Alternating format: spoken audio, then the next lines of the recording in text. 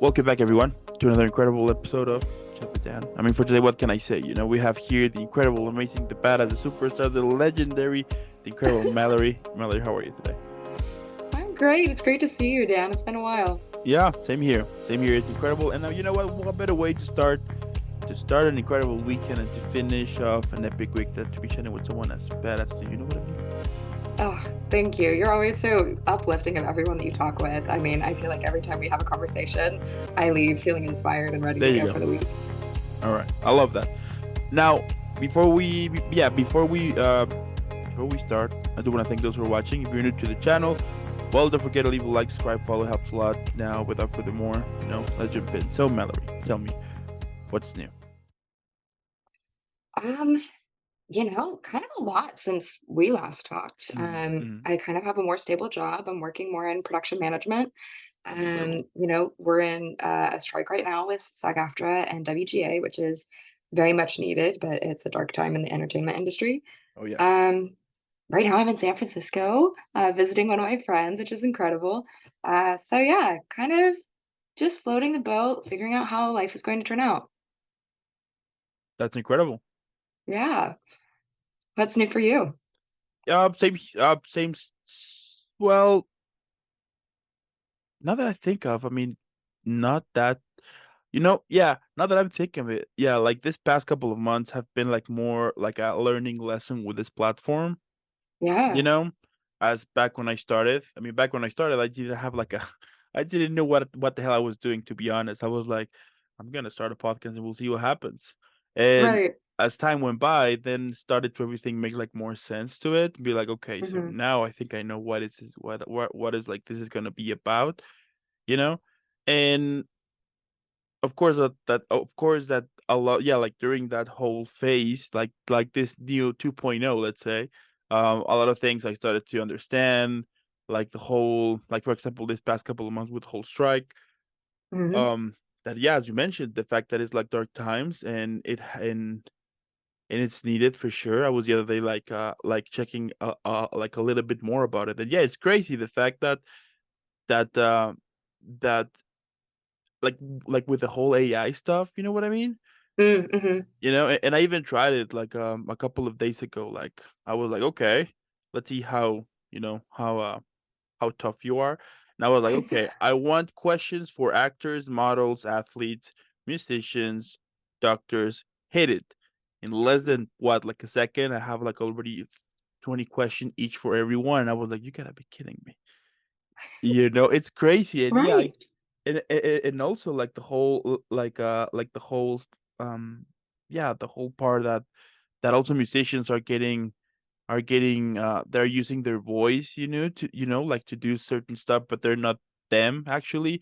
Hmm. So it's a whole crazy about that. And yeah, and then with the whole strike that is going on, then I started to understand more, like, okay, so yeah, it's needed. But at the same time, I'm like a little bit bummed. I'm super bummed out because I'm like, okay, but then who I can interview? You know what I mean? So Sure. it is also like a good moment to kind of hear, like, with this platform, to be like, okay, so what am I gonna do at this point? So Right. Yeah, I think it's a really interesting opportunity because this is a well, opportunity might not be the best word, but this is the first SAG strike, I think, since 98 was the last one that we had. mm, So at least for me, this is the first one I've ever been a witness to. yeah, And I mean, reading through all of the bylaws of this is how you behave, and these are ways that we can support each other and make sure that we all are united. It's definitely, I mean, it's really cool to witness, but of course, I mean, it's kind of like, going to a new country and learning how laws might apply a little hmm bit differently.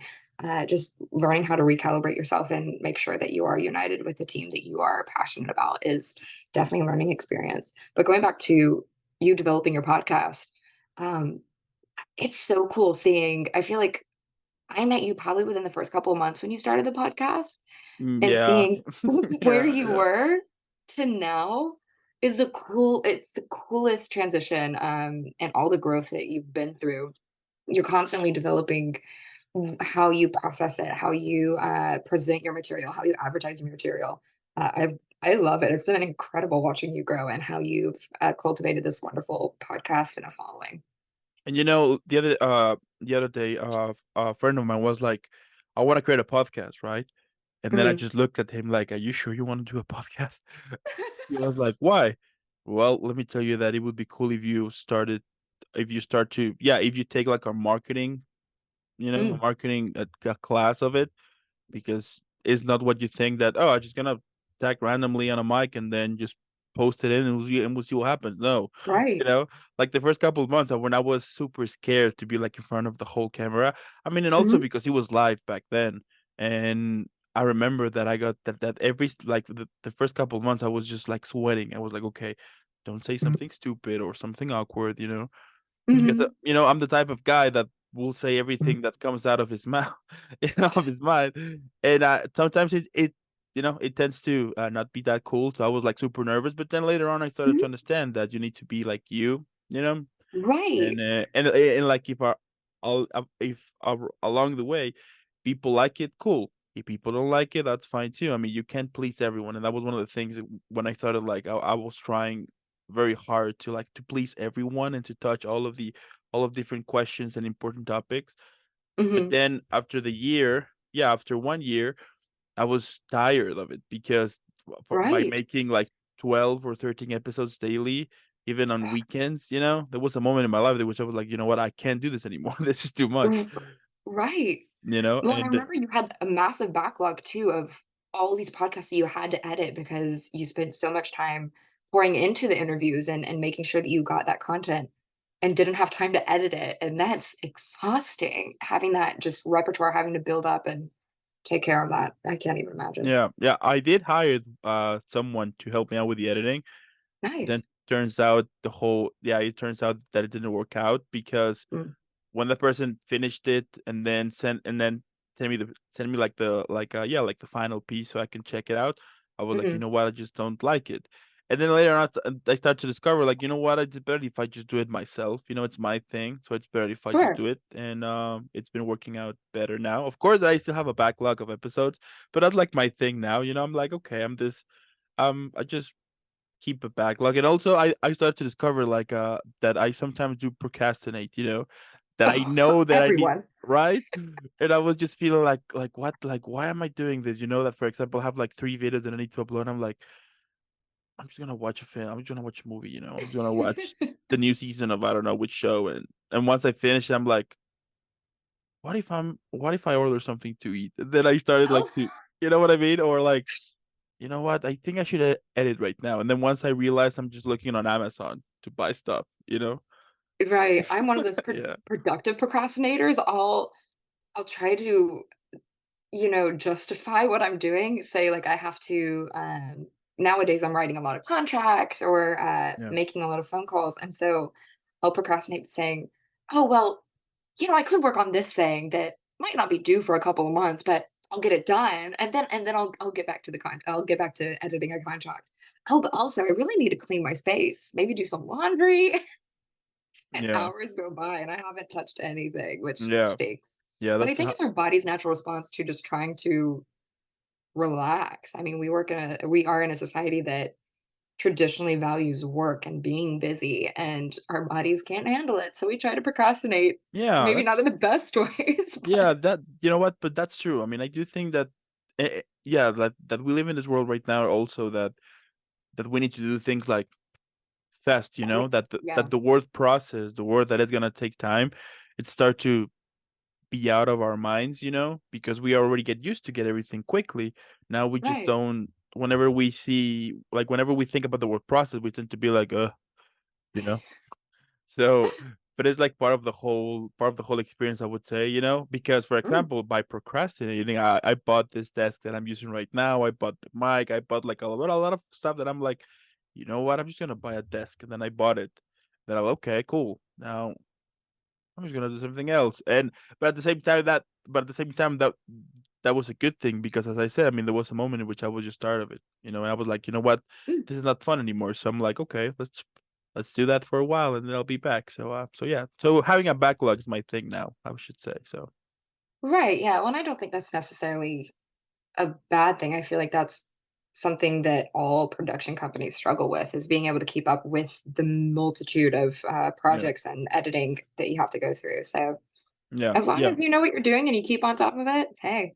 Yeah. And about the whole like strike thing that I was gonna also talk about, it's incredible how like even though with the whole media and everything, that we have it in our palm of our hands and everything, this whole miscommunication that there is and miscommunication for people who are not in the business at all, Mm, like other like regular people, let's say, right. the other day I was talking with this friend of mine, and then he was like, dude, like why are they striking for? And then I started to explain it by what I know, and then he was like, okay, yeah, that makes sense. But then you will meet also type of people who be like, no, that doesn't make sense at all, because I want my, I don't know, my new season of this show or this new field coming up Hmm. now. But then you're like, come on. I mean, if you were in this, if you were like in their position and see how, like you were not getting, like you're not getting being treated fairly, you will be doing the like the exactly same thing. I mean, so that Right. so that that does make sense. But yeah, like the thing that got me like wonder is like how incredible, like how this huge miscommunication we have with with people who are in the media and people who are not at all in the media. Right. I think it's honestly been a wonderful learning experience for civilians or people that don't Yeah. know the entertainment industry because it's opened the jar of asking questions, having people ask, like you said, what is a strike about? Well, I had no idea that this was going on. How do you manage or how do you approach this or what are your thoughts on it? I've had a lot of people ask more about what I do on an intimate level than I ever had before.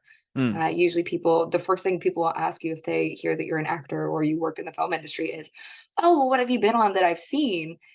And that's not mm, necessarily the case for everybody. I mean, a lot of actors don't get to see the limelight. They don't. They do a lot of passion projects and independent projects, which are wonderful.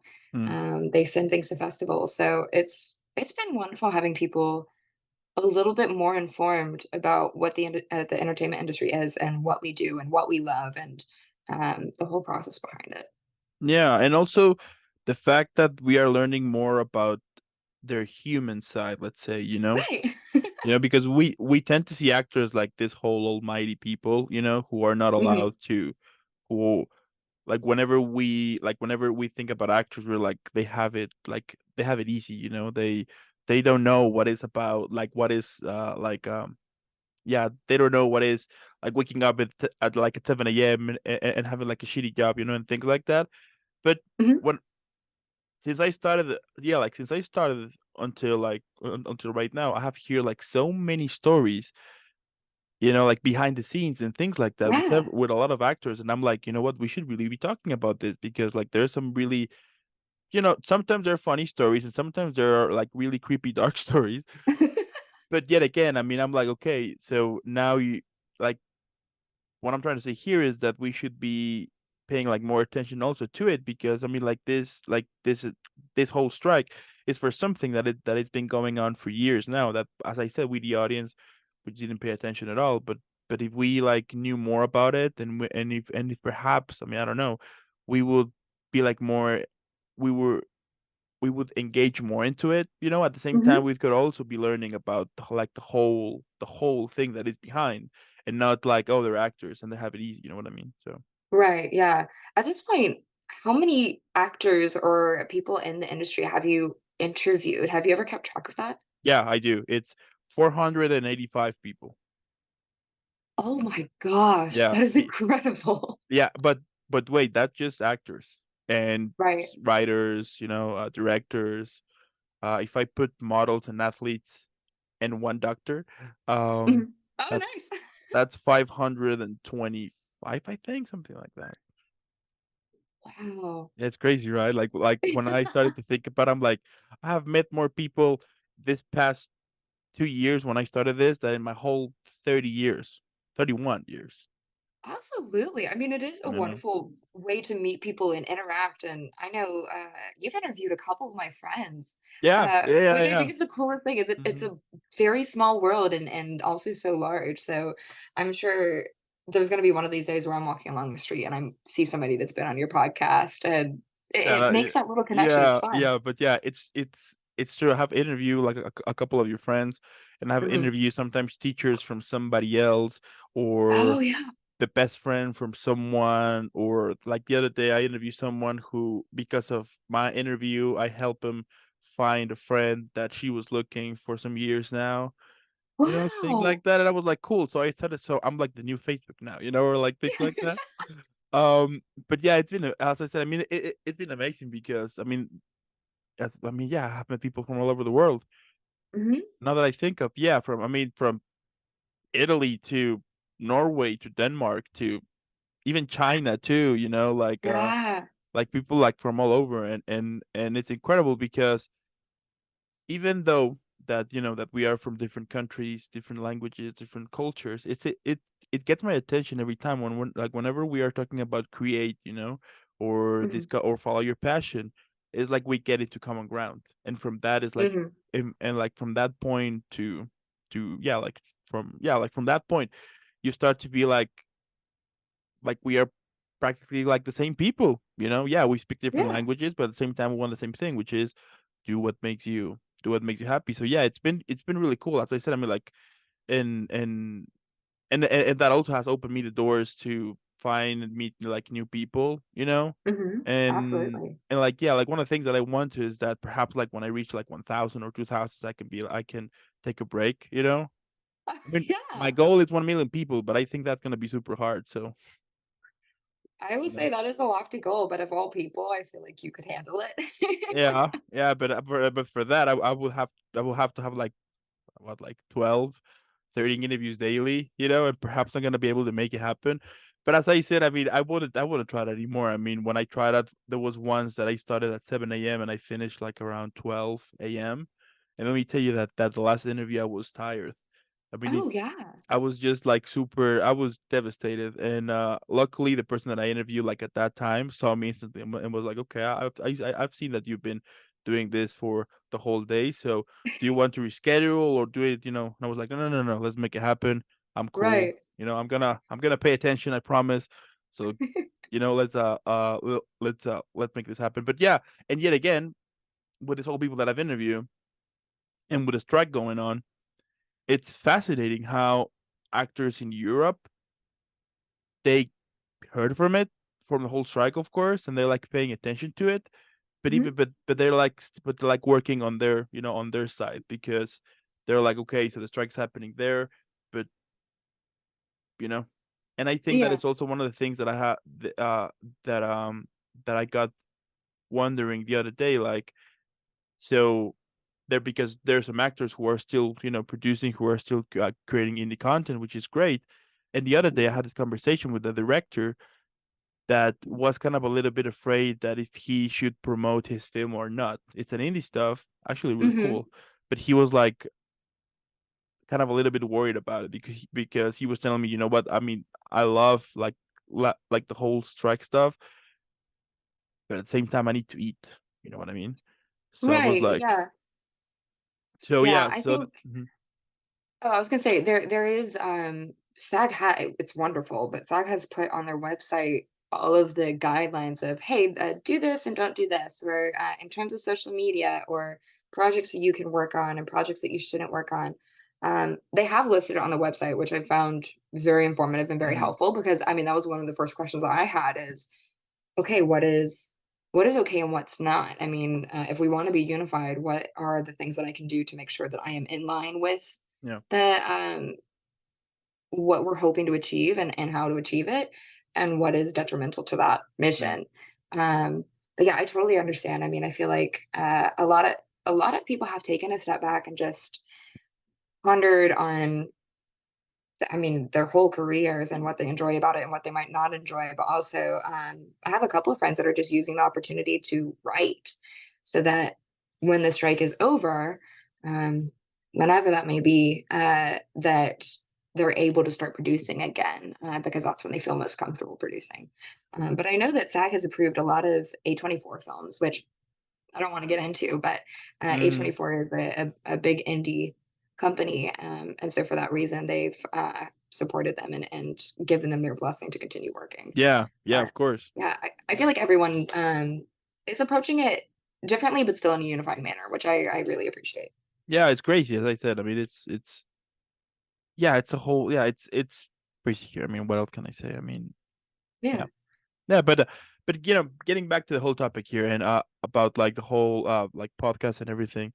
I also have I mean besides meeting incredible amazing people, I have also like have the chance to discover more about me, and that is like one of the things that I do enjoy Mm. about making this happen. The fact that like whenever, I have like we all have these days in which we want to quit, and Oh, we want absolutely. to throw everything to the window, be like, you know what? F it. I'm just gonna buy a cabin in the woods in Hmm. Norway or someplace like that. I'm gonna spend the rest Yeah. of my life away from everyone because I'm disgusted, and like things like that. I mean, I think we all have that feeling. Hmm. But like having the chance to meet so many people, it helps me to keep myself motivated, to be like, you know what, if they are doing it, I can do it too. If they are continue making it happen. I mean, I do think that when you share your problems to the whole world, yeah, you start to discover that they all have them as well. it Right. it's more easy, it's more easy to go on with your life, because then you don't feel like you're alone, because I do think that sometimes whenever we have a problem or something, we're like, it's impossible that someone can understand how I feel, or like things like that. But there, Right. but yet again, once you start to realize that everyone has that feeling in a different way, of course, but it's the same at the end, things get more easy. Absolutely. Yeah. I think other people are some of the most inspiring things in your life. Talking to other people and being vulnerable and having these conversations is incredible. I mean, the number of people that I've met throughout my career or even before my career and hearing their personal stories have been very inspiring. So I think vulnerability and just having that conversation of, yeah, today is really hard. Today I'm really struggling with getting motivated to keep doing this. I think is wonderful, but also, I will have like a little bit of a shameless plug that Jenna Fisher. I'm sure a lot of people know this book, but Jenna Fisher wrote a book about her career and just gets Mm, really into the nitty gritty of, this week really stunk and I made some mistakes and I had to learn from them, or I was really downtrodden and was having a hard time keeping my spirits up in what I was hoping to pursue. I think that is one of the most wonderful gifts that we can give to other people is talking about the stuff that sucks. yeah, yeah, but Yeah. yeah, it's important to make that happen, and I got into a point, and that is like the new phase of chat with Dan that I'm planning to add at some point, that to be talking about random stuff, but only me, because when Mm. I started like to get people around, their faces were amazing. They were like, "No, I'm not gonna talk about this," and I'm like, "Okay." So I think it's better if I just touch this topic on my own. And I mean, I get it that people sometimes are not very open to talk about problems, or that they feel awkward about it. I mean, I get Mhm. it. So I'm like, okay, I'm just gonna do it myself, and we'll see where it takes me. Because yeah, there's a lot of topics that are needed to discuss. That people should be aware of. I mean, as I said before, I mean, once you realize that your problems are like any other problems around the world, you see life differently. You totally Mhm. get into a point in which you're like, okay, I can. It feels better, basically. Absolutely, yeah, and it opens your perspective and the way that you approach things, which is always fun. I love it when somebody comes around, and it could be their opinion on a novel that they read or the way that they approached a certain situation. And when somebody flips my perspective on its head, I don't know, I find it very invigorating and exciting of just, wow, you've opened my neural pathways into something that I never even thought of. Hmm. Um, I love that. Or I mean, even cooking. I mean, some people I'm a sucker for somebody that can take ingredients and that you would never imagine could go together and they create this beautiful dish. Which is entirely off topic, I feel like, but that I mean, it's another thing of it changes your perspective and opens your Yeah. mind to other opportunities and ideas. It's Yeah. cool stuff. I've been trying to I've been trying to interview a chef once. Oh, But yeah, yeah, yeah, because I have like like one of the things that that I like sometimes is watching cooking channels, you know? Mhm. I don't know why, but sometimes like whenever they are passing it like on TV, like no, normally what I do is that while I'm editing or something, I will put the TV on and whatever Yeah. throws me, and like whenever it's like for example midnight, and they will start with this with the infomercials, and then they Uh-huh. will start with the whole cooking powers.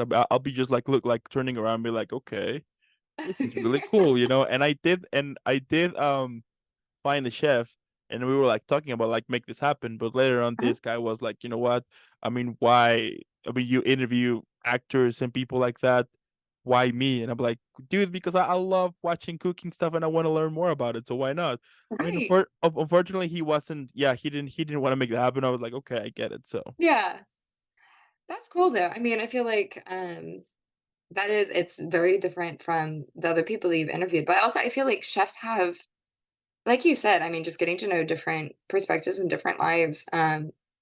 The the training the chefs go through and the process of the hmm hierarchy almost of getting into their field is, I mean, entirely different than anything I've ever been able to witness. I have a really close family friend that's a chef, and she does more catering events, but she has her own. She had her own restaurant at one point, and now she runs her own catering service. But I mean, just the training she had to go through and the years of working as a sous chef and having to bounce around between different kinds of restaurants so she could expand her portfolio is not the right word, but expand her knowledge and hmm experience within the industry is just so cool. yeah. I love it.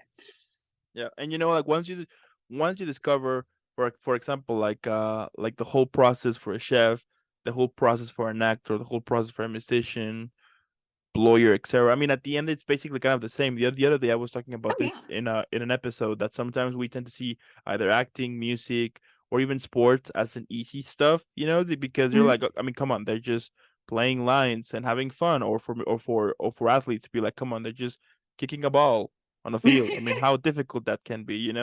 And I mean, of course, you can put, of course, that you can't compare that with neurosurgeon or things like that.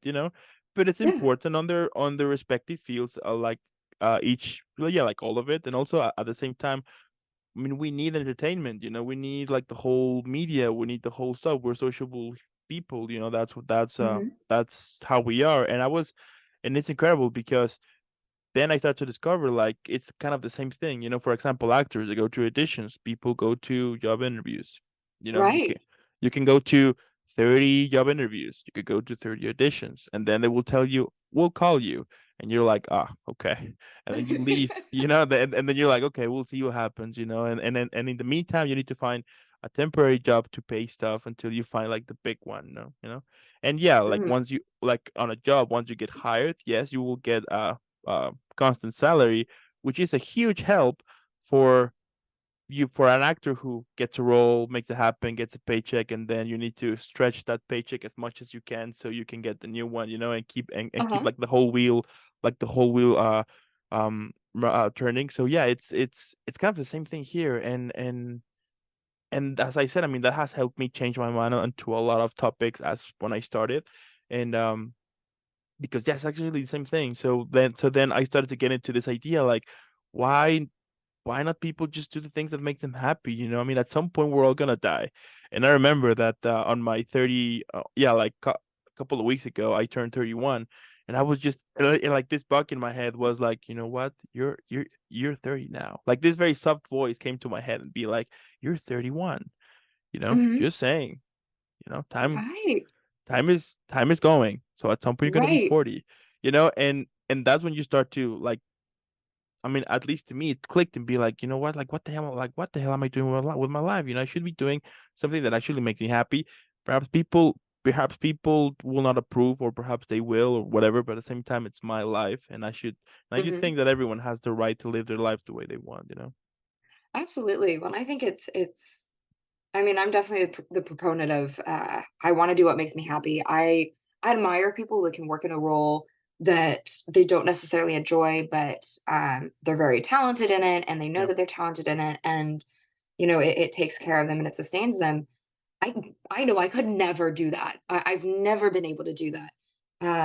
But also I feel every day it's so easy to wake up because I know that I'm doing something that I love. Mm, mhm. And I'm very thankful for my father because my father was an engineer and worked with a company that he didn't necessarily love. It was really tough on him. He was traveling a lot, and that was hard for him.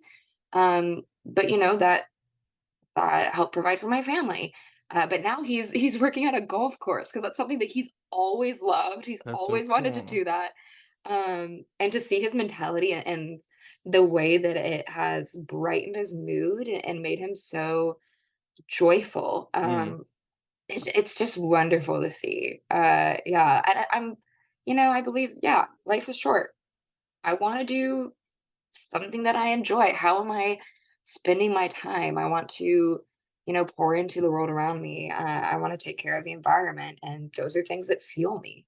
So some people might be fueled in other ways, but mhm, mhm. you know, Yeah, yeah, tell me what are some of the things you have on your bucket list?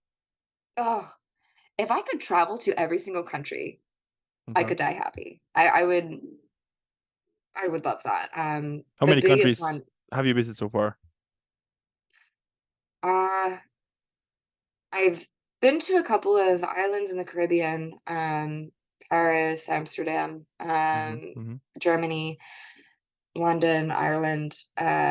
Definitely, I want to visit Antarctica Oh, just just to be able to go to Antarctica. I mhm, hate the cold, but it's an entirely different environment than anyone yeah, that I've experienced. yeah, And I always wanted to do a documentary of the scientists that are down there because there's probably, I think it's a team of 12 or 50. It's a very small group of people that mhm, they end up getting isolated because of all of the ice that builds up, and they're not able to travel with the winds and things like that. yeah, yeah. Um, so just to know, what is their life like? You live in Antarctica.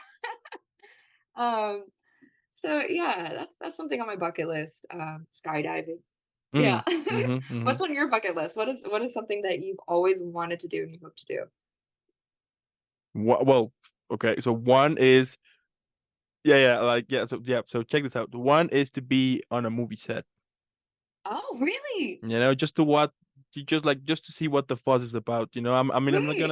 I'm not gonna say anything or do anything. I'm just gonna sit quietly. I mean, nobody will know that I'm even there. I would just like Right. looking, because I want to see like the whole behind of it. Since a lot of people have told me that it's incredible and it's amazing, that it's like magic, and things like that. Oh, absolutely. As I said in the beginning, I'm a very curious person, and if something gets my attention, I want to try it, and and like see what happens so I can be like, okay, now that makes sense, you know what I mean? So Right. so, so that is one. The second thing will be, yeah, skydiving, things like that. Um and probably like one of the things that I want to achieve at some point is to actually like to so one is to see polar bears like on person, like see them real, Right. like if like that is one. Second is to actually see pandas, you know Yeah. that is like second thing to actually see a panda because I mean here in Mexico they have one, but I went to this museum, but because everyone wants to see it, it gets super crowded and you can't actually see him. So I was like, you know what, this is Mhm. cool, but I want to see like like a better one, let's say, like a more close into, you know what I mean? um Right. And natural, like in their natural environment and how yeah, they yeah, behave. and probably like the last thing would be like. So check this out. So what I have in mind when I'm like 70 or 80, we'll see what happens. At that point is to have like this huge, huge, huge, huge place for ducks. You know, Oh, like yeah. for dogs, from all type of dogs, just to be there and just Yeah. live there happily. If someone wants to adopt him, fine. If someone doesn't want to adopt him and wants to deliver to us because for whatever reasons, sure, I'll take it. Because I mean, it's incredible how amazing this. Yeah, it's incredible how amazing they make us feel. Like they know perfectly all about you. Like believe it or not, they do believe when you feel sad, when you feel happy, and Right. and and I have discovered that whenever I feel on my most miserable days, my dog tends to start to bring his toys to me and be like, you know what, let's do something, let's play, let's. And sometimes we don't even pay attention to it, but when you start to listen what they're trying to tell you, by their actions, you tend to understand more about that they actually care about us. And I Right. hate like whenever people mistreat them or treat them Oh, bad, things yeah. like that. So that got me like this idea that at some point I want to create this huge place for dogs that has all like this huge land, in which they can run Yeah. wildly and have fun of it. Like, doesn't matter what type of dog is, or if it is a dog on a wheelchair or whatever, I don't care. But so they can Yeah. have like their own place. Oh, I love that. That's one of the It goals makes that me I. think I I hate that I cannot remember the family's name, but there was a period of time where, my sister had to, um had to move around a lot, and Yeah. so we left, there was a family that took in her dogs while she was in this transitory period, and that's what they did. They were in the middle of, essentially in the middle of nowhere. They had a good amount of land, and they just took in dogs from families that weren't able to support them or were in like a really tough period of their lives Mhm. or needed the dog to be retrained so that they were safer around kids or knew how to behave around other dogs. And so she took care of Tito, and Tito was kind of a problem child. He loved to eat things off the counter. He hated to be crated. He was just really high energy puppy, and um, I mean, we would get updates from her, and just she loved these dogs, no matter what stage of life they were in, or how they behaved. She was just so loving to them. And at one point, Tito, out of spite, ate a whole whale toy. Didn't Okay. chew it or anything, just swallowed this whale toy and ended up having to have surgery. And she was just so loving to him and took care of him and helped him get through essentially what was an anxiety reaction of, Yeah. how helps him get through separation anxiety and re-taught him coping mechanisms. I mean, it was Mhm. just uncanny. And she keeps up with Renee every now and then. And yeah, people like that is just wonderful. So I hope you get to do that. Yeah, That's I do have. incredible. Yeah, yeah, I I'll do come hope that. visit. I'll play with the dogs. Yeah, and like one of the things that I want to make that happen. So check this idea that I'm working on, but I'm definitely gonna apply that in Canada. So what I want to is that once I'm there, I want to find like a dog shelter, Mhm. talk to them and be like, you know what, I want to interview people here, basically. But here's the thing. Yeah. So I will be kind of promoting your place. People want to adopt a dog, cool. But I want to see actors with three, four dogs at the same time, and be chatting Hmm. about something with the dogs like walking around, or things like that. And at the same time, as I said, I mean that could perhaps promote people can adopt dogs, you know, Right. because Doing a little interview with the dog and say, hey, this is Pongo and he's really cuddly. Or, that's fun. yeah, something like that. Because for example, here, like what I'm trying to say is that I do think that we need to, to think more about adopt instead of Yeah. buying. Yeah. For example, like 7 years ago, yeah, like 7 years ago, my brother adopted a dog who basically had his leg broken, and Mhm. nobody wanted him because he Sure. had a leg broken. Right. So they were gonna sacrifice him because he was in the whole public dog stuff, Mm. Yeah. so they were going to basically kill him. So he managed to adopt him, and the people there were telling my brother like, why are you doing this? He has a broken leg, nobody wants him. And he's like, yeah, but it's gonna be my problem, so I'll take him. So Yeah. he basically cured him and brought it back to life. But and like you should see, he's like the most amazing dog ever. I mean, whoever knows him loves him instantly. I mean, he's like the favorite from everyone who has been in my house to be like, because he's like super incredible, super Yeah. obedient. And of course, right now he's old. He's old right now. So basically, he stays sleeping all day, or just like watching like what is new around, and then be back again to sleep. But like whenever Hmm. he hears the ball or something about it, like he's like 2 years. He's like 2 years old now. He wants to play. Yeah, let's go. At his pace, of course, which is not that very fast as before, but still he wants Sure. to. So that got me thinking, like, why, like we should really pay attention more about it, because at the end of the day, I mean, they're incredible. They are like incredible animals, and we should pay attention more about them. So we'll see what happens. Absolutely. I mean, I would love to make that happen as soon as possible, but I understand that it's a process. So we'll see. Yeah. Oh, I wish you the best of luck. Yeah, Yeah.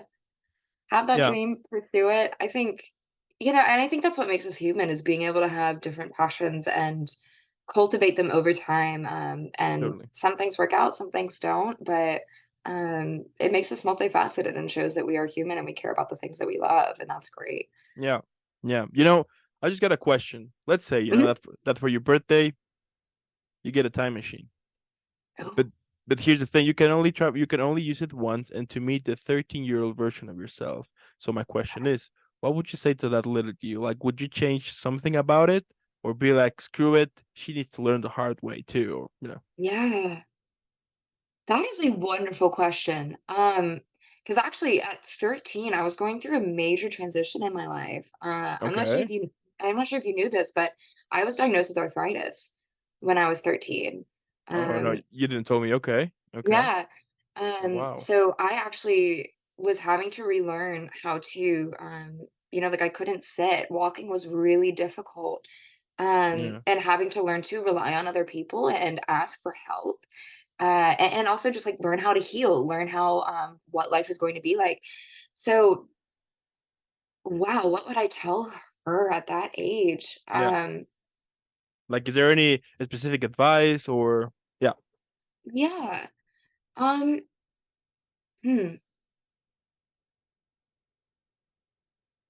I think it would be to just, trust people and really pour into those relationships. Mm, That just because you need a bit more help, or just because you're not able to do some of the things that you've always wanted to do, yeah. that doesn't mean that you can't find new hobbies, and just realizing that sooner. I was really stubborn and I would run because that's what everybody else was doing, and then I would end up having a whole week where it was really difficult to be able to walk and I had to miss school and things like that. Um so yeah, just accepting early on that life is going to be different and learning how to be okay with that and just keep going, keep moving on. There were so many people that I, I mean, it's incredible that people that I didn't really know well Mm, were so supportive of me and caring and loving and very helpful in that time of my life. And just I wish that I poured into them more and really um was more verbally grateful for that and cultivated friendships with them. Because there's still people that I think about of, wow, like you really went out of your way yeah. to not judge who I was at that point in my life, not judge that I was differently abled. Um, so yeah, I think that'd be the advice that I give her is just, adapt quicker and be very grateful for that process. Mm, Yeah. Yeah, that's a wonderful question. I love being thinking back on the different years of my life, of what would you do different, or um, if you behave differently, or would you do everything the same again? yeah. Um, yeah. Do you know how what that answer would be for yourself? Yeah. Yeah, you know what? Yeah. Yeah, yeah. I Mhm. would probably would say, okay, this might gonna get deep, but um Okay. so I probably would say to kind of stand up, you know, eh, Yeah. against, because back in high school and everything, I was bullied, and I think like back when I like anyway, my point here is that I was bullied here, and it was hard because back then, I mean, I just wanted to be part of the whole gang, let's say, I wanted Right. to be part of it. And then it went into a point that I had to kind of disguise my real self Oh wow. Yeah. in order to kind of to get along with everyone. I mean, Yeah. and like the thing back thing is that that I love video games, you know? So I needed to hide that part because, if you want to be if you want to be part of the cool kids, you can't, Right. so I was forced, I was forced to kind of get into like the soccer team or the basketball team and things like that. Yeah. And I mean, I did enjoy that too, but but I love video games as well. So I was like, why I can't have both of them? Right. So like on my like the 13-year version of myself, I would say to stand up on your beliefs. If you love that, go for it, because I mean at the end of the day that didn't went that bad too because I ended up loving two things. So it's funny now Right. because I can totally I can totally be into in yeah, I can totally be talking about the topic and then move to sports and then love that and then moving forward here and there. But Sure. as I said before, I mean back then I would just wanted to be part of the cool kids and have fun and things like that. And it was hard, yes. But yet again, I mean I do think that that is one of the things that later on you start to discover that that's life, screw it, but you need to actually learn from that and be better. I do think that we are also came to this world to be better each day. To each day Absolutely. be working on the better version of yourself and on and on and on and yeah. Which at the same time, like time passed and then I started to see like that for example how kids now are affected by the whole media stuff, social media and Right. things like that.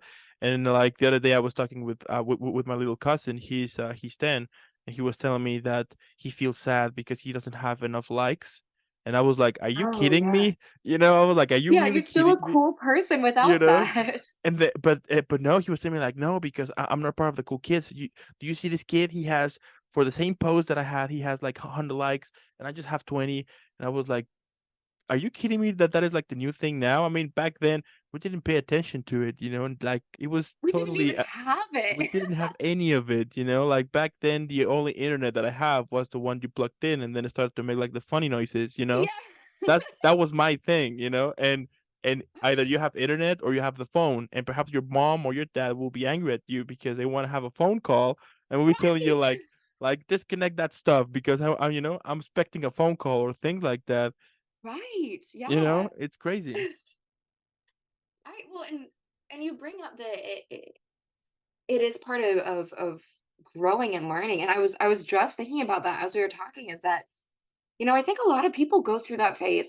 Everyone goes through that phase of just wanting to be accepted and wanting to You know. be a part of what we believe is the cool kids. But I'm sure that even that group that we admired almost felt the same thing. And part of me wishes that we didn't do that, that we stuck to our guns and we loved what we loved and we weren't influenced by other people. But also, like you said, I think it's part of our growing experience and learning how to stand by what you believe, how to develop your own opinions, and that, you learned that you like sports, and maybe you wouldn't have discovered that if you stuck to your guns and you decided, no, like, I like video games and this is what I like. Yeah. um I think it helps you kind of discover a little bit of your personality and what you enjoy and whatnot. So, there's pros and cons to that, but that is Definitely. really interesting. I had not thought of that before.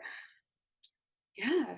Yeah. um I mean, at the end, you just want to be part of it, but then later on you discovered that due to that you were a I mean, it's not that I'm thanking my bullies, not at all, but no, Sure, not yeah, at no. all. But No. at the same time, I mean, because of that, I was able to learn new stuff and also to be able to like to switch gears, to be like, okay, so I'm in this place, so this type of people like that, I'm gonna go for it. Or these people like this type of stuff, I know it, so I'm gonna go for it. So Mhm. that also helped me that and also helped me later on to start to understand more people. For example, but yeah, some friends of mine tell me that I'm I'm I'm an expert on reading people. I'm the type of Mm, person that when I want to talk with someone, I want to see what they do, how they talk, right. how they walk, how they do stuff. And if I have a good feeling about it, I will talk with this person. But if I don't, I will just walk away. And that has helped me a lot. But yet again, I mean, as I said, I mean, back then when you were a teenager, You just want to be part of of the whole crew. And then later on, when you the more you grow up, you start to discover that that doesn't care anymore. It's not Right. important. What's important is to work on yourself and to be happy with yourself. I do think Right. that should be like the most important thing, to accept yourself the way you are, Yeah. and not trying to be somebody else because somebody else wants it, because then you will see people. I had this classmate that because they were making fun of her nose, she stuck with that for her whole life. And then Yeah. when we got older, she had surgery with her nose, and I was like, why you do it? And then she's like, well, because I think my nose is ugly. And I was like, do you think your nose is ugly because you actually think that?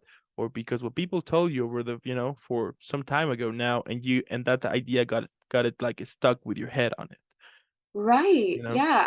And I think that's a constant issue that we have in society in general is allowing media or other people to really influence who we are and how Yeah. we perceive things, and it's entirely unavoidable, but it's a lifelong journey of learning to love yourself, and sometimes that does involve getting plastic surgery or making different decisions so that you are a little bit more open to accepting yourself. Mm-hmm. Mm-hmm. um but that is a constant battle. It's really hard, and I feel like now, especially this younger generation that is getting into the media early and having so many different points of communication with different people, that I feel like they're bombarded by even more influence of Yeah.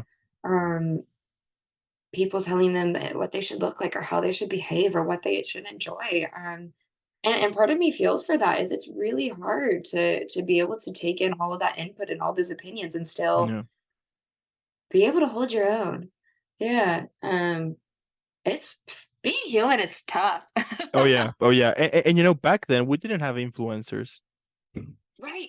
We didn't have Right. any of it, and it's incredible now. Influencers were celebrities, that Yeah, the people that yeah. we saw Yeah, had 60 we're seconds. right. We're talking about like that, and now we see how kids, they want to pretend to be like their most beloved influencer, and at the same time, that got me thinking, like this huge responsibility these influencers have right now, because they basically are teaching kids. They are kids, love them, they want to be as Yeah. them. So I do think that, and at the same time, that is a good thing. At the same time, it's a bad thing, as pros and Mhm. cons, as everything. But yeah, that got me wonder the other day, like with my little cousin, because he was like, oh, so he's my influencer. uh yeah, I just follow him in whatever he does. And I was back like back on my age, we didn't have that at all. We were just watching people on TV, and we were like, okay, that's cool, or we will admire like the big ones. We're talking Tom Cruise, people like that. and we Sure. and we wanted to be like them, or like things like that. So it's incredible how the whole thing has advanced. Like, once you realize, do you remember back then when you have your cell phone, with the numbers and everything here, and you didn't have signal everywhere, and you need to send SMS, and if you didn't have credit in your phone, you will be doomed. Right, you know yeah. or or if you go to the mall, and then you have to bring your cell phone and be with people, like, what's your number, and then you will be texting them, and things like that. and now it Yeah. and now it's incredible that whole thing changed, that right now we have phones without buttons. Oh, crazy. you It's know you know what I if mean. somebody told me that when I was a kid, I mean, I just remember when the first touchscreen phone came out, which is it I mean, I've had kids ask me, like, "What is a vahuz?" And they're referring to VHSs. Yeah. Um, it's crazy how quickly technology develops. I mean, I remember that touchscreen and just being dumbfounded by it. Like, how did they do that? Um, but I mean, even going back to influencers, I mean, who was your biggest role model growing up? Like, did you have somebody that you really deeply admired, whether that was a family member or somebody that was in the media or Yeah. wrote books about what they do? Yeah. Yeah, definitely for me was Tom Cruise. Yeah. Yeah, my dad is a sucker for whole Tom Cruise films, Yeah. and also Sylvester Stallone stuff. So Mm, basically, I grew up by watching Top Gun, and Rocky, Yeah. you know? Yeah. And even at some point I want to become a boxer, but then when I saw the whole training of it, I mean I did went for it, you know? As I said, I mean when I want Yeah. to do something, I will go all in, you know? And Absolutely. and then when I discovered the whole training, I was like, yeah, you know what, this is not for me. I'm fine. Yeah. You know? But yeah, definitely Tom Cruise and Sylvester Stallone was like my I mean, like whenever there was a film on and on TV, I was like watching them, like the Mission Impossible and things like that. I was like, I'm just gonna watch this, you know, and Right. and then later on, when you start to discover that, for example, Tom Cruise, he does his own stunts and all of that. I was like, dude, that's badass. That's like he's like the badass person ever, you know. What about you? Right. For me, it's Jane Goodall. Mm, She's a human, or well, not human, but an animal behaviorist and okay. now conservationist. And I mean, since I was in second grade when I first learned about her, I have every book that she published, I wanted to read. Every interview that she did, or every film that she's created, I just wanted to see it all. And even now, I went to the Jane Goodall exhibit. Had opened up in DC right when I was able to see it right when the pandemic hit, and so I didn't get to go, and I was devastated, and I finally got to see it in person in LA, gosh, 2 years ago, I think, That's so and cool. just sobbing. I mean, Yeah, they yeah, they yeah, of they course. said it was gonna take an hour and a half to get through. I spent 4 hours just crying because I really deeply admire her.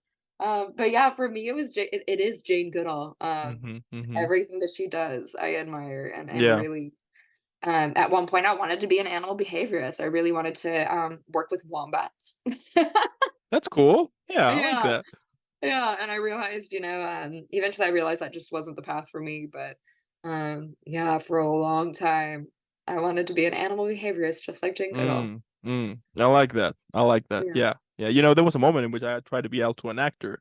I Oh think I wow, have, yeah. yeah, I did try to be an actor and I did participate in several plays, let me tell you that. Yeah.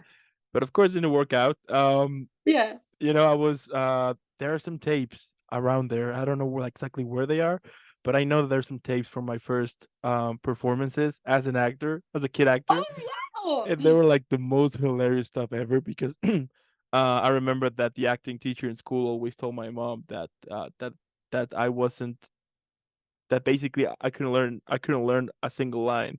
And I was like whenever they would tell me like you need to do this, Hard. I'll be like, okay, I'm gonna do it. Are you ready? Yeah, yeah, yeah, yeah. And whenever they say go for it, I will do the opposite thing. Oh, no. You Do you know? think it was that you didn't learn the line like, it was hard to learn the lines, or that you wanted to just rock to the beat of your own drum? That's the thing. I wanted to do things my way, you know? And I did I remember there was this play. Yeah, yeah. So there was this play that it was about some animals, right? And my role was a wolf. Ooh. So my mom made the whole costume for me, with the whole ears and the tail Yeah. and the whole thing for it, you know. And there's this video, and I saw it a couple of years ago that I had like this scene, this kind of small monologue that I needed to say something about it. And you can see myself just running around like a wolf, and then the director of the play whispering the lines to me like say this, you have to say this. Like you can actually hear it perfectly that everything is quiet and I'm just like running around and people is like looking like what is the guy's gonna do, and I'm just like pretending to be a wolf, and the director, you have to do this, and then you can totally hear saying like, ah, shit, bring somebody else, and then somebody else comes to kind of help me Say out, this. you know. That was like the thing that I always wanted, like to do like my own thing, Yeah. and even in high school too, I went, that was like my last play that I needed extra credits. Uh-huh. So they were telling, if you participated in the school play, you will get extra credits. I was like, dude, I need them. I'm all in. Let's do it. Yeah. So my role was, because it was a Catholic school. Every Mhm. December they will do this play about the born of Jesus, and things like that. Mhm. So I was like, okay, I want to do it. And then of course nobody knew my past of actors. I was like, oh, I so got them right now. So yeah. So I was like, okay, so which roles they have? So my role was the father of Jesus, and my Uh-huh. role, my I only had to do one thing, which was standing up and then say, he's born, something like that was. Right. That was the only thing that I needed to do. The only thing, right? So I was Right. like, okay, I got this, I got this. And then the director was like looking at me like, are you sure you got this? I was like, come on, it's a line, I got this. But because he was like the last school play for me, I was like, I want to do something that people remembers me. So I'm going all in. Oh, So they gave me this huge, it's time for dressing, so they take us backstage. yeah. And okay, so here's the dressing, and then he gave me this huge robe that didn't fit me. Mhm. I was looking that I didn't have any feet at all. It was huge, Yeah. this robe. And I remember that also, like, the arms, I needed to, like, to constantly, like doing this because it Yeah. was huge, right? So I was like, okay, I got this. So here's the scene. They did that school play in the night, with lights and everything. So here comes my scene. And then I remember that I was doing that. And then the person who played the mom of Jesus, Mary, she just looked at me, and then she was like, don't do it. Yeah, like, don't do it. And I'm like, I'm going in. I'm going all in. So then I just turn around, and I don't know what the hell happened. I just stood in front of people, and guess what? I forgot my single line. So I forgot, and then I just went into shock mode, like, what the hell am I doing? And I just raised Right. my arms, but because that thing was long, you could totally see, like, the whole thing falling. So it was hilarious. So I just Oh, raised my hands, and I'm trying to go, like, to walk backwards. And because that thing was huge, I ended up, like, going, yeah, like, going. I fell, and I knocked out the whole stage because he was it was horrible. I oh knocked the whole no. stage, and I made this huge mess, and then it was quiet, and then I remember, and then, yeah, it was silence after that whole noise. And then I got up instantly and said, like, I'm fine. And people start laughing. People start laughing, like, burst into tears of laughing. And then the school play was done, and the director was like, what the hell you did? You ruined it. And then people were Oh, still laughing and clapping. right. And then I said to him, do you hear that? That is a sign of success, so you're welcome. And then I walked away. And after that I You was like, huh? no, continue. Yeah, and then after that, I was like, you know what? Screw it. I'm not gonna be an actor, so people are This not gonna hire me. This is not not for my me. thing. People, I do think that if at some point I will go into a James Cameron film and I start to do my thing, that's not gonna cut it. So I'm not gonna be an Uh, actor. yeah, there is a theater company called The Play That Goes Wrong that is entirely based on what happened in your high school play of, Mm, just essentially they play on every single actor's worst nightmare. And it's a lot of improv based, which I feel like you would be really good at, honestly. That um, actors, they have a character that just doesn't know their lines, so they write it on their hand, or yeah. the entire set falls over, or one actor actually gets knocked out by accident, and the crew has to come in and slide them off the stage. It's really funny. If you haven't seen it, I highly recommend I it. will definitely be watching that. Yeah, they're Yeah. wonderful. But it makes me cringe because I see all of my worst fears come to life of Mm. oh gosh, like you forget a line or whatever. But Yeah, yeah, yeah. And also, then time passed, and then I once tried to be a dancer with a whole choreograph and everything. Yeah, yeah, ooh, yeah, yeah, yeah. That was also when I was in school. yeah. So there was this thing also to give us extra. I mean, as you can tell, I was the worst student ever. So I was basically robbing extra credits here and there so I can pass. You know. Yeah. So there was this fair for school, and they wanted to have talent. They wanted to make, like, their own America's Got Talent, like, on Oh school. God. So I was like, everyone has, like, to bring their own thing, right? And then and then at that moment I was like, okay, I want to do it. So but I want to do it something different, because everyone was like, I'm gonna sing, I'm gonna do, I'm gonna Yeah. do like this talent. I was like, I need to do something better, because they were like, okay, if I want to dance, I want to dance good, right? So Yeah. that day passed, and then I saw my mom watching the Victoria's Secret fashion show, Oh, and then there was Justin Timberlake singing, and then his whole choreograph, and then I was like, yeah. dude, I'm gonna do that choreograph. So I wanted to make that happen. So I gathered some friends. We went into this dance school. I told them what I wanted. They were like, okay, we can do that. I actually managed to perfect. I managed to learn like the whole. I mean, I was set to go. I was like, okay, we're good to it, Nice. you know. But then, so it was. So yeah, it was the day to make that happen, and I was super excited about it. And then that day, because it was an open area, Hmm. life was like, you know what, screw it. I'm just gonna make things fun for you. Start Yeah. to pour out rain, but like crazy rain. Everything got canceled, and I wasn't able to perform. Oh no. Oh, Yeah. that's heartbreaking. Yeah, I didn't feel bumped out because I was like, dude, I mean, I did learn those steps, every Yeah. single one of them, and now I can't even perform. That sucks. And then I was like, okay, I guess life is telling me that I'm not gonna be a dancer. That's one way to take it. Do you still remember all the moves? Some of them, just like Yeah. like very glimpses of it. But if I see it, like the other day, I was just seeing it. I was like, I remember that thing. I can do that, and I remember that Yeah. one, and I remember. I mean, I'm super sure that if I see it, yeah, if I see it like a couple of times, I'll be able to kind of redo those steps because I actually took passion to it. I was like, I want to make this look perfect, Nice.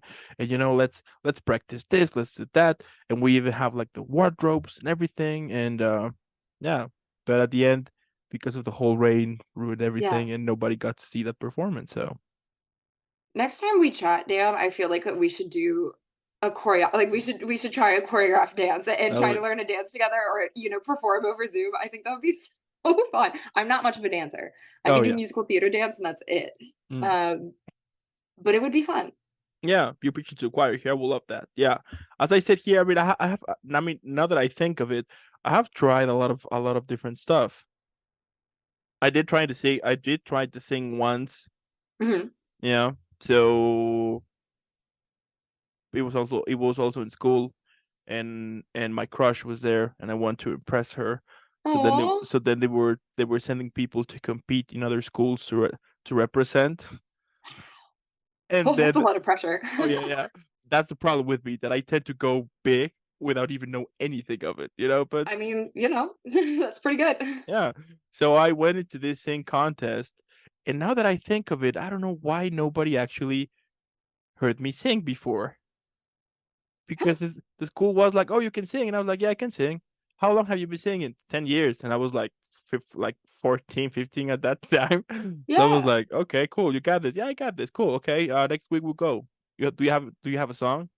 Yeah, I have a song. sure. Sure, I got this. Okay, cool. And now that I think of it, I wonder why no one in school stopped and be like, let's hear this guy sing first. But anyway, they didn't do that, of course. So we went into this competition, and then the song that I wanted to sing, which one was it? Oh yeah, yeah, it was a song from Queen. Oh yeah, it was Oh Bohemian Rhapsody. my gosh. That is one of the hardest songs to sing, and especially by yourself. Like, I'm very interested. I know, How but you did that? but teenage Dan didn't know about it. Teenage Dan was like, I got this. You know how Go difficult, big or go home. right? So I went into this whole stage and I started singing. Of course, it didn't work out. People start laughing, and instead of me feeling bad about it, I loved it. It was fun. People were Yeah. actually laughing, and I was trying to do my very best. Like I really was trying it, but people thought that I was making fun of it, but I wasn't. I was really doing my very best. So of course that the whole school lost, and I mean, thank God there were no cell phones with cameras at that point. Thank God. Otherwise, I would have become a meme, no questions. Yeah. Um, but yeah, after that, I was like, okay, so singing is off the list too. But that's so fun, and I feel like you are the kind of person that you are an entertainer. I mean, you run a podcast, you love communicating with people and making them joyful, and that I mean, doing Bohemian Rhapsody and then laughing and you enjoying that, even though that wasn't your intention, I mean, that just comes to show that you know how to have fun, you know how to take a better perspective on things. That's incredible. I love it, and the fact that you just went for it, that some people, I think that's something that I could learn is just go for it, try it, and if it doesn't work out, Yeah. oh well, it's fun. Yeah, I mean, as I said, I mean, that's how I have lived my whole life too. If you want to do something, go for it, then we'll see what Yeah, happens, you know? As I why said, not? like with this podcast, it all started because I was tired of like there was something I wanted to say about it, you know, Yeah. like this bug in my head was like I had to do something about it. I have to Mhm. express something. I need to do something about it. Then let's make a podcast, and here we are right now. But yeah, I mean, at the end, that's how I see life. That just jump. I mean, you can never be fully prepared for something, you know, never, Right? never. And the more time you spend preparing yourself, which is understandable, you know, at some point you need to go for it, you know. Exactly. I mean, the worst thing that can happen is I Nothing. mean, what is the worst thing that can happen? And I feel like you learn so much by just doing something, instead of allowing yourself to be fearful. I mean, I traveled for the first time by myself. Yeah. Like my first time abroad was by myself. What was the worst that could happen? There were a lot of things that could have happened, but I loved it. It Yeah, was the but best experience of my life, honestly. Acting is one of those things that I went on a whim and just dove in head first, like you in the podcast. I mean, you discover a lot about yourself by doing. I think one of my favorite quotes from eh, I think Viola Davis said it is "Jump afraid." mm, Just just do it. I mean, it is the most exhilarating thing to jump afraid, whether literally or figuratively. Hands down, one of my favorite quotes. yeah, yeah. You know, also back in when I was 17, I wanted to go abroad, you know, have an exchange Yeah. program here, right? And I had like this that I want to make that happen. And my dad, because he knows that that I tend to get myself into situations in which at some point I'm like, what the hell, you know? So I'm not kidding you. My dad even offered me a car. He was telling me like, Oh, wow. I will buy you a car, but please don't go. And I was like, no, I want to go now. You Yeah. know what? Even because of this, I want to go. I want to go more now. You know. Mhm. So Yep. so anyway, so they open up like the whole programs and everything, and then they were like, where you want to go? And because at that moment, I had this huge crush on a girl from Czech Republic who was staying on my city, and I know her. We were like good friends of it. I was like, I want to go to Czech Republic, and people were Yeah. telling me like, what Czech Republic? Like, yeah, I want to go to Czech Republic. Okay, cool. So she was preparing me to go to Czech Republic, right? She was super excited when I Wow. told her about that. And Yeah. then in order for you to do like the exchange program, you need to do a test, a regular test, you know, Mm. with really basic questions. And then if you get like a high score, you get the chance to choose, you know, the countries like you know Germany, France, you know, Mhm. Holland, you know, countries like that. And if you didn't go well with your test, then you wouldn't have the chance to choose. Basically, they will be telling you, you will go to this Oh, country. That's it, right? So right. I did a test. I passed it super well. I mean, it was super easy. Um, Nice. and then they told me where you want to go. I was like, I want to go to Czech Republic. And people were Yeah. telling me like, are you sure you want it? I'm like, yeah, I want to go to Czech Republic. I mean, sure, yeah, Yeah. okay. So then like the people from the exchange program were telling me, you know what? Um, we can't offer you that country. And I was like, why? Because normally the countries people want are Germany, France, and countries like that. So Right. instead of that, we can offer you France, Germany, or Finland. Ah, yeah, just like what connections they had. Hmm. Yeah. So I was like, okay, um, I want to go to Germany. Screw it. So then we're Yeah. like, really? Yeah, I want to go to Germany. So I choose Germany, and then my parents were telling me like, you actually need to learn German first, and I was like, Yeah. I got this. I'm just gonna go there and see what happens. I mean, I know English, so what else do I need? I'm good to go. Sure, okay. So the moment that I'm actually boarding the plane and I'm actually taking off, that was like the most scariest, amazing, toughest. I mean, I don't like. all of the feelings came together, because Right. my head was starting to understand, like, dude, you're gonna be 1 year away from everyone, like from your parents, family, friends. You're gonna be on your own, and yeah, that was scary. The first hours of the flight, I was just super. I was scared because I was like, I'm actually I'm actually doing this right now. I'm actually going Right. for it right now. I mean, I can't believe it. And I remember this guy that I met him. He was telling me, um, at some point we became good friends, and he was telling me, I'm gonna give you the best advice ever. And I was like, yeah, what is it? Don't. What was it? Don't, like, in English would be like, just spend it. If you see something, go for it and buy it. Don't think about like the whole currency, the exchange, and all of that. Don't Right. do that. Have fun, go crazy. I was Right. like, this guy is a genius. I'm gonna do that. And I did. And once I went to Germany, I didn't do anything of it. Of course, that it at the end I was forced to learn it because my friends were like, dude, you need to learn it. I was like, okay. Yeah. So I managed to um speak German at the end of it, but as I said, I mean, it was such a most thrilling experience ever. And at that moment in my head was like, why people don't do that? Like, why people don't just jump and go for it? At the end of the day, the worst thing that could happen is nothing. If you want to become an actor, dancer, singer, whatever, and if it doesn't work out, you are already in the worst outcome, which is nothing. Right. You know Not what I doing it mean? at all. Yeah, absolutely. Oh, well, I have to jump, Sounds like a plan. unfortunately. Yeah, but it's so fun getting to see you, Dan. Great. Yeah. I always have a wonderful time and always feel uplifted and enjoy our conversation. I love that. I also want to thank those who watched this and who stayed here the whole time. Thank you so much. Now, as I said in the beginning, don't forget to leave a like, subscribe, follow, but also in the description below, you're going to find all of Mallory's social media. Let's make her viral. Let's, hashtag Team Mallory because she's incredible. I mean, and Mallory, again, thank you for making this happen. Keep killing it.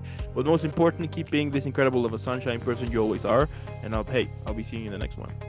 See you on the next one, Dan. Thank you so much. All right.